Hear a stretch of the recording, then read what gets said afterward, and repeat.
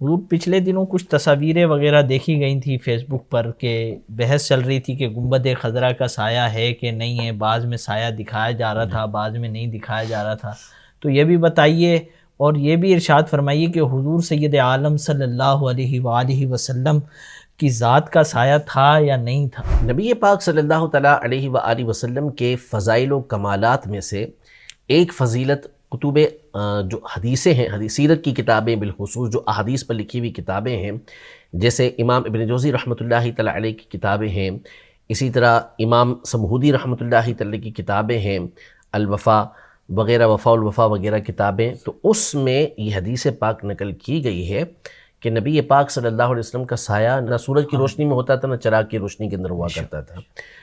تو آپ علیہ السلام کے بارے میں تو ہمارا یہی نظریہ ہے، اور اس پر علماء اہل سنت کی ضخیم کتابیں موجود ہیں۔ سید اعلیٰ حضرت امام اہل سنت نے 3 رسالے اس پر تحریر فرمائے۔